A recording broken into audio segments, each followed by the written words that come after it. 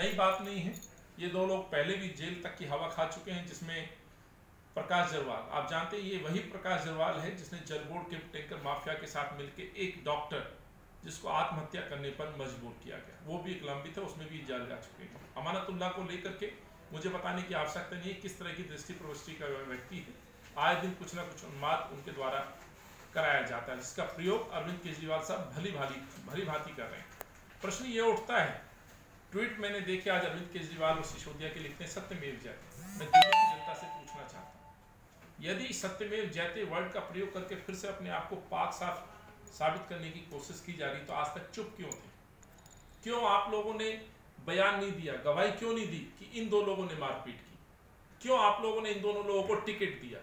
मेरे ये प्रश्न आप लोगों से हैं, दिल्ली के मुख्यमंत्री और डिप्टी सीएम से। यदि आप कहते सत्यमेव जयते, दो लोगों को आरोप तय किया गया है, यानी कि आपकी आंखों के सामने ये हुआ था, तो आप एक ईमानदार राजनीति की शुरुआत करने वाला व्यक्ति इसका जवाब देगा कि आपने पुलिस का सहयोग करते हुए उसी समय क्यों नहीं कहा कि इन दो लोगों ने मारपीट की? यदि इन लोगों ने मारपीट की थी, बदतमीजी की थी, तो आपने इनको टिकट क्यों दिया? क्यों अपने दत्तक पुत्र की तरह प्रकाश जरवाल को अपनी गोद में बैठाने का काम आपने किया? ये वो लोग हैं जिनकी क्रिमिनल बैकग्राउंड है। इनसे पूर्व भी इनकी कैबिनेट के देखेंगे 7 सालों में लगभग 80% मंत्री या एमएलए जेल जा चुके हैं। इनके कानून मंत्री, इनके खाद्य मंत्री, इनके दूसरे मंत्री बिल्डिंग मामले में रिश्वत लेते हुए जिनको इन्होंने बाहर का रास्ता दिखाया। सवाल ये उठता है कि दिल्ली के मुख्यमंत्री आए दिन दिल्ली की जनता को किसी ना किसी विषय पे गुमराह करने की कोशिश करते हैं, और दिल्ली के मुख्यमंत्री का जो चरित्र उभर करके आया है, साथियों मैं कहना चाहता हूं, आखिर क्लीन चिट किसके इशारे पे मिली? क्यों आखिर पुलिस ने इनको क्लीन चिट देने का काम किया?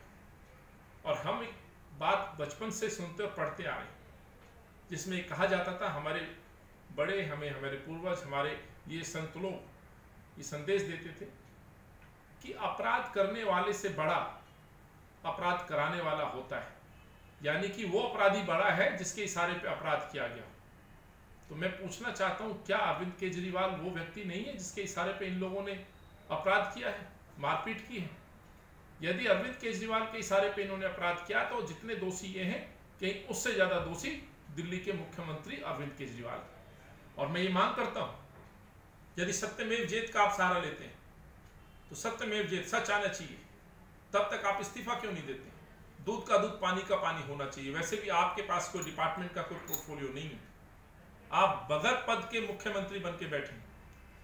आप इस्तीफा दीजिए, जांच पूरी होने दीजिए, और तब हम कहेंगे सत्यमेव जयते। सत्यमेव जयते था, है, और यही मैं कहना चाहता हूं।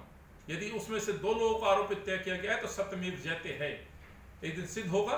लेकिन जिसके कहने पर और इशारे पर आपको बचाया जा रहा है, ये किसी से छुपा नहीं है। जिस तरह से केंद्र सरकार या भाजपा के एजेंट के तौर पर आप दिल्ली में काम कर रहे हैं, इससे बड़ा उदाहरण नहीं हो सकता है कि आपको बचाने का काम सरकारें कर रही हैं। और यदि ऐसा नहीं होता, तो जितने बड़े ये 2 दोषी हैं, उससे कहीं ज्यादा बड़े दोषी मुख्यमंत्री, जिसके घर में अपराध हुआ है, जिसके सामने अपराध हुआ है, जिसके सामने बैठ के दिल्ली के चीफ सेक्रेटरी को मारा गया है, और उसके केवल ना मार पिटाई बल्कि उसके सबूतों को भी हटाया गया, नष्ट किया गया। आप कई चीजों के दोषी हैं अरविंद केजरीवाल साहब, ये मैं कहना चाहता हूं। और आप चाहे इसके लिए मुझे आगे कोर्ट में जाना पड़े, तो हम उस कोर्ट में भी जाएंगे और आप इंक्वायरी की मांग करेंगे। हम इसमें तमाम मुद्दों को, जिसको सरकार की सहायता से आप खत्म करने की कोशिश कर रहे हैं, ये मुद्दे दब सकते हैं, लेकिन खत्म नहीं हो सकते। न्याय मिलेगा अंशु प्रकाश जी को भी, टॉप ब्यूरोक्रेसी को भी। आज उनको हौसला तोड़ने की मैं समझता हूँ ये साजिश की गई है, और इसीलिए न्याय मिलना चाहिए। आपको इस्तीफा देना चाहिए जब तक ये जांच पूरी नहीं होती। धन्यवाद।